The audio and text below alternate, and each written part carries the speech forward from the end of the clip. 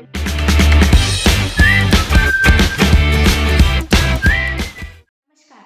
मैं हूं अंचल सक्सेना और द मैजिक सक्सेना में आपका स्वागत है। आगे बढ़ने से पहले मेरा चैनल सब्सक्राइब कर लीजिए और लेटेस्ट अपडेट्स के लिए बेल आइकन दबाना ना भूलें। आज हम जिस किताब पर बात करने वाले हैं वो है अमृता प्रीतम और इमरोज के खतों का सफरनामा। चलिए शुरू करते हैं। तुम्हारे इतने सुंदर खत जीती, मेरे तसव्वुर से भी कहीं सुंदर, जिनका मैं सारी उम्र इंतजार करती रही। अमृता, तुम्हारे खत के इंतजार में सोच रहा हूं कि मैं एक साज हूं। दिन आता है और मेरे तार को, एक एक तार को जगाता है और चला जाता है। इमरोज। ये अमृता प्रीतम जी और इमरोज जी के बीच आपस में लिखे गए खतों का एक छोटा सा हिस्सा था। अमृता प्रीतम जी एक महान लेखिका थी, कवित्री थी। जग जाहिर है, सब जानते हैं, लोग देश विदेश में उन्हें जानते हैं। जितना वो भारत में उन्हें प्यार किया जाता है उतना ही वो पाकिस्तान में भी बहुत उनका मान किया जाता है। अमृता प्रीतम जी गुजरांवाला में पैदा हुई थी, जो ब्रिटिश काल के दौरान भारत का हिस्सा था और अब पाकिस्तान का हिस्सा है। पार्टीशन के बाद से पाकिस्तान का हिस्सा है। अमृता प्रीतम जी ने 100 किताबें लिखी। उन्होंने फ़िक्शन लिखा, उन्होंने ऑटोबायोग्राफीज़ लिखी, उन्होंने अपनी आत्मकथा लिखी, उन्होंने पंजाबी गाने लिखे। वो पंजाबी भाषा की ही लेखिका थी। लोक संगीत के भी, लोकगीत भी उन्होंने कुछ लिखे। और इतनी किताबों में से मैंने अमृता प्रीतम जी की कोई किताब आज नहीं उठाई है, बल्कि मैंने जो किताब ली है वो है अमृता प्रीतम और इमरोज़ के ख़तों का सफ़रनामा। ये असल में इमरोज़ जो उनके प्रेमी थे, उनके लिव इन पार्टनर थे, जिनके साथ उन्होंने अपने लगभग 40 साल उनके साथ उन्होंने गुजारे।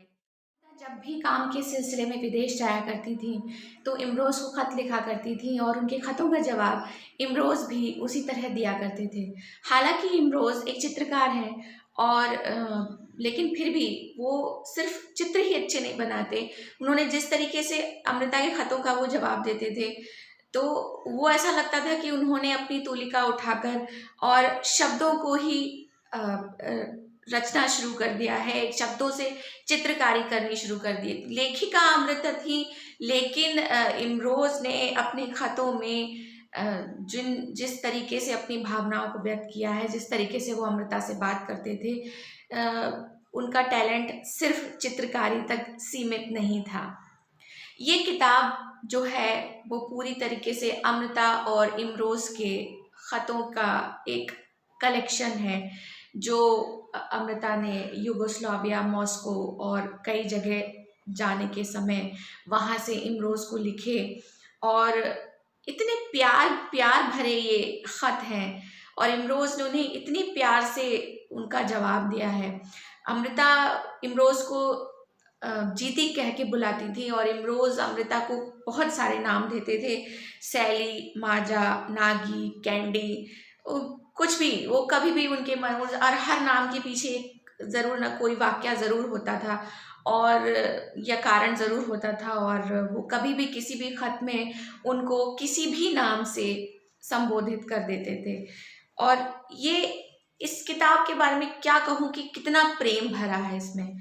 प्रेम का नया आयाम तय करती है। आज हम जिस जनरेशन में हैं उस जनरेशन में हम इस तरीके का प्रेम समझ ही नहीं सकते, हमारी समझ के बाहर है। हमारे लिए सब कुछ बहुत जल्दी मैचअप और ब्रेकअप और पैचअप और फिर ब्रेकअप, और इसमें सब खत्म हो जाता है।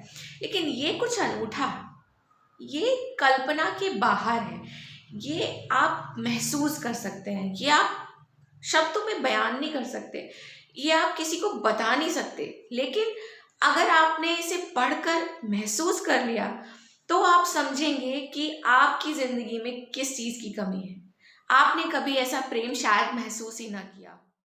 इमरोज़ के एक ख़त में वो लिखते हैं, आशी, तुम्हारी नज़में, तुम्हारी कहानियाँ, तुम्हारे उपन्यास, तुम्हारी फाइलें, तुम्हारी साड़ियाँ, तुम्हारी कमीज़ें, तुम्हारी चूड़ियाँ, तुम्हारे पर्स, तुम्हारी तस्वीरें, तुम्हारा जीती अधूरी बनियान, हम सब अधूरे आ रहे हैं। कि इस तरीके से अगर आप सारे ख़तों को पढ़ेंगे, आप खो जाएंगे। ये कुछ ऐसा है जिसे जिसके लिए, जिसे बयान करने के लिए, जिसका सही इमोशन बताने के लिए भी मेरे पास शब्दों की कमी है। मैं एक ऐसी व्यक्ति हूँ जिसे प्रेम में अथाह विश्वास है, और प्रेम जिसे मैं एक मानसिक संबंध समझती हूँ। आजकल ये समझना मुश्किल है, क्योंकि आज का प्रेम शरीर से शुरू होता है और शरीर पर ही ख़त्म हो जाता है। लेकिन आप जब भी कभी इस तरीके का कुछ पढ़ते हैं, जहाँ दो प्रेमी दुनिया भर की बातें करते हैं आपस में, अमृता हिंदुस्तान के बारे में भी बात करती हैं, अमृता मॉस्को के बारे में बात करती हैं, युगोस्लाविया के बारे में बात करती हैं, इमरोज़ ना जाने क्या क्या बातें करते हैं, ट्रेजेडीज़ भी डिस्कस कर लेते हैं, और छोटे छोटे अपने ख़तों में, वो ख़त बहुत लंबे नहीं हैं, एक एक पन्ने से भी छोटे ख़त हैं, लेकिन उसमें इतना संसार भरा हुआ है कि आप उम्मीद ही नहीं कर सकते कि ये सच हो सकता है, कि ये फिक्शन नहीं है, ये किसी ने कल्पना नहीं की है, ये सब सच्चाई है। ये अमृता ने इमरोज़ से कहा है, ये इमरोज़ ने अमृता से कहा है। तो अमृता जी की 100 किताबें पढ़िए, वो एक अच्छी लेखिका थी, और उन्होंने जो जो लिखा, उनकी कविताएं, उनके लोकगीत, सब कुछ, लेकिन जो ख़त उन्होंने इमरोज़ को लिखे, और जो इमरोज़ ने ख़त उनको लिखे, और जो प्रेम उन दोनों के ख़तों से टपकता है, उसको महसूस करने के लिए ये किताब ज़रूर पढ़िए। अमृता प्रीतम और इमरोज़ के ख़तों का सफ़रनामा। इंतज़ार किस बात का?